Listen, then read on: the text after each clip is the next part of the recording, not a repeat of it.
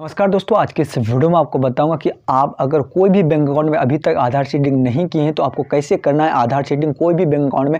आप YouTube पे बहुत सारे वीडियो देख लिए होंगे कि आपको आधार सीडिंग ऐसे किया जाता है, अपने मोबाइल फ़ोन के यानी कि माध्यम से किया जाता है। अब कैसे किया जाता है पूरा आज के इस वीडियो में बताऊँगा। अगर मोबाइल फ़ोन के माध्यम से होता है तो कैसे किया जाता है, अगर नहीं होता है तो क्या करना पड़ता है, पूरा प्रोसेस इस वीडियो में बताया गया है कि कोई भी बैंक अकाउंट में अगर आप आधार सीडिंग नहीं करवाएं तो आधार सीडिंग कैसे किया जाता है आज की इस वीडियो में आपको बताऊँगा। तो इसलिए वीडियो को अंत तक जरूर देखें। तो चलो जो फटाफट से वीडियो को स्टार्ट करते हैं। वीडियो को स्टार्ट करने से मैं आपको बता, अगर चैनल पर नए हो तो चैनल को सब्सक्राइब करके बेल आइकन को प्रेस जरूर कीजिएगा। तो चलते अपने मोबाइल फोन के स्क्रीन पे या आपको कंप्यूटर लैपटॉप जो भी आपके पास उस स्क्रीन पे चाहिए और आपको मैं बताता हूँ कैसे स्टेप बाय स्टेप बताऊंगा, इसलिए वीडियो को अंत तक जरूर देखिएगा। तो चलते अपने मोबाइल फोन की स्क्रीन पे।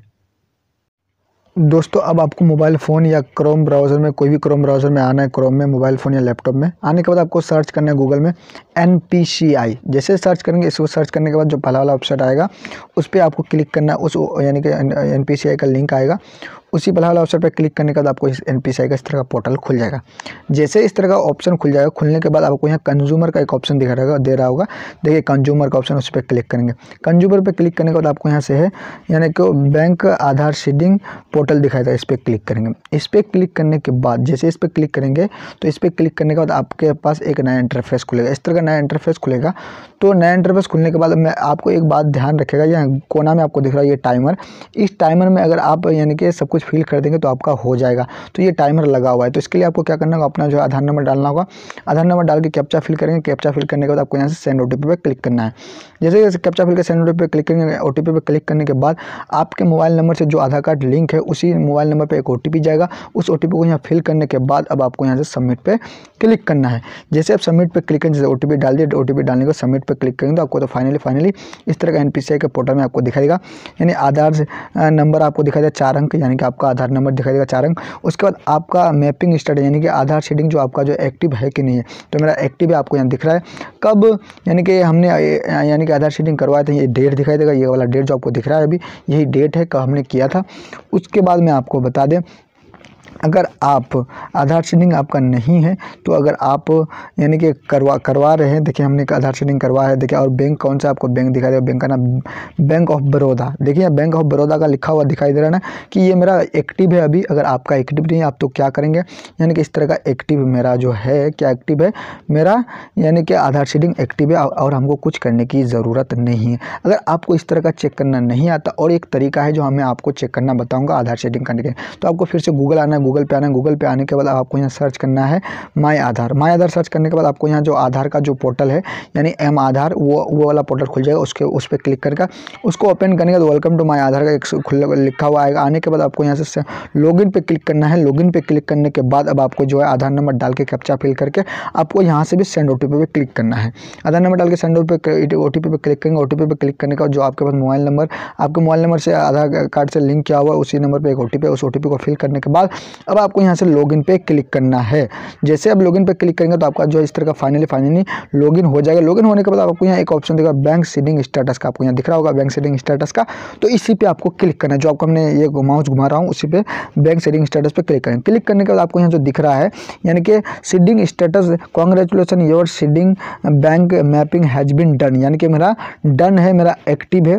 कौन सा बैंक है, बैंक ऑफ बड़ौदा, हमने पहले भी आपको दिखाया। और एक्टिव है मेरा, यानी कि मेरा 4 अंक दिखाई दे रहा है आधार नंबर का। कौन सा बैंक है, बैंक ऑफ बड़ौदा। मेरा बैंक सीडिंग स्टेटस एक्टिव है, यहाँ आपको दिख रहा है। हमने कब करवाया था वो डेट आपको दिख रहा है। इस तरह का आप यानी कि देख सकते हैं, इस तरह का आप चेक कर सकते हैं। यानी कि 2 तरीका हमने बता दिया। अगर आपका इस तरह का नहीं आ रहा है, दोनों तरीके से आपका एक्टिव यहाँ नहीं दिख रहा है, अगर आपका एक्टिव नहीं है तो आपको अब करना क्या है मैं आपको बताता हूँ। तो अगर आपको नहीं करना तो आता है, आपको बहुत सारे बताता है, आपको क्या करता है कि मैं आपको बता देता हूँ।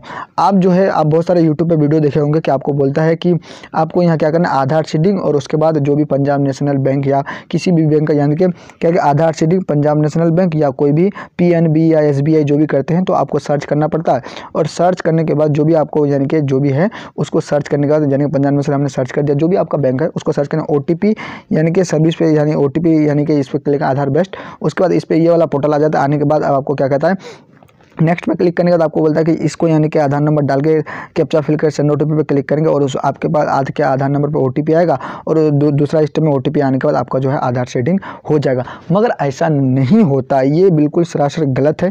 ये जो है आधार शेडिंग इस तरह का नहीं किया जाता है। ये आधार नंबर आपके बैंक अकाउंट से लिंक होता है। आधार शेडिंग अलग होता है और आधार कार्ड अलग लिंक होता है, यानी कि आधार नंबर आपको लिंक करवाना पड़ता है अलग और आधार शेडिंग अलग होता है, वो बैंक से शेडिंग होता है। तो इसको यानी कि आधार शेडिंग करवाने के लिए आपको क्या करना होगा मैं आपको बताता हूं कि आधार शेडिंग करवाने के लिए आपको अलग यानी कि आपका ये है, आपको क्या करना है आधार शेडिंग करवाने के लिए आपको गूगल पे आइएगा। गूगल पे आने के बाद अब आपको यहाँ सर्च करना होगा, क्या आपको यहाँ सर्च करेंगे डीबीटी सर्च करने के बाद जो डायरेक्ट डीबीटी भारत सर्च करने के बाद पहला वाला जो वेबसाइट है उसी वेबसाइट पे क्लिक करेंगे। उस वेबसाइट पे क्लिक करने के बाद अब आपको जो है यहाँ आपको दिख रहा होगा आधार का एक ऑप्शन यानी कि G20 का एक ऑप्शन है, यानी कि ये खुल जाए। खुलने के बाद आपको यहाँ से जो है आधार का बटन दिख रहा था डॉक्यूमेंट में आधार UID पे क्लिक करेंगे, यानी कि डॉक्यूमेंट में आपको क्या लिखना क्लिक करना होगा आधार UID पे। क्लिक करने के बाद आपको यहाँ जो है सेंटर वाला बटन दिख रहा होगा उस पर क्लिक करेंगे। उस पर क्लिक करने के बाद आपको नीचे यहाँ दिख रहा होगा बैंक सीडिंग यानी कि बैंक सीडिंग फॉर्म, इस पर क्लिक करेंगे। इस पर क्लिक करने के बाद आपका जो ये फॉर्म जो है आपको डाउनलोड करना है। इसी फॉर्म को कोई भी बैंक हो, बैंक ऑफ बड़ौदा हो या आपका बैंक स्टेट बैंक हो, सेंट्रल बैंक हो या पंजाब नेशनल बैंक हो, कोई भी बैंक हो, इस बैंक यानी कि आपको जो भी ये जो है फॉर्म है, इस फॉर्म को आपको साइबर कैफे में या जो आपका अगर आपके पास अगर प्रिंट आउट है उसको प्रिंट आउट निकाल लेना है। इस प्रिंट आउट को निकालने के बाद जो भी बैंक अकाउंट है उस बैंक अकाउंट में जाना है, इसको फिल करके आपको आधार कार्ड अटैच करके इसमें आपको वहाँ जमा दे देना है। उसके बाद 24 घंटे के 48 घंटे के बाद या एक वीक के बाद आपका जो है 100% आपका आधार शेडिंग हो जाएगा, कंप्लीट हो जाएगा। इस तरह का यानी कि आधार शेडिंग आप करवा सकते हैं इस फॉर्म फिलअप को भर करके। आपको जो यूट्यूब पे या और कहीं बताता है कि आप अपने मोबाइल फ़ोन के माध्यम से कर सकते हैं अपने यानी कि अब घर बैठे कर सकते हैं, ऐसा कुछ नहीं है। ऐसा 2-3 बैंक ही है, जैसे इंडिया पोस्ट पेमेंट बैंक जो पोस्ट ऑफिस का बैंक होता है वो अपना मोबाइल से कर सकते हैं आधार शेडिंग, और दूसरा हो जाता है जो यानी कि आपका होता है पेटीएम पेमेंट बैंक जो अभी फिलहाल के लिए RBI ने बंद कर चुका है, यानी कि 29 फरवरी तक आपका ये बंद हो जाएगा RBI का बैंक, यानी कि बैंक बंद कर देगा RBI वो पेटीएम पेमेंट बैंक। तो वो एक है और दूसरा है एक ये क्या कहता है एयरटेल पेमेंट बैंक। यही तीनों बैंक है जो मोबाइल से किया जाता है। तो इस तरह का आप आधार शेडिंग कर सकते हैं। ये वीडियो कैसा लगा, वीडियो अच्छा लगा तो वीडियो को लाइक करके चैनल को सब्सक्राइब जरूर कीजिएगा।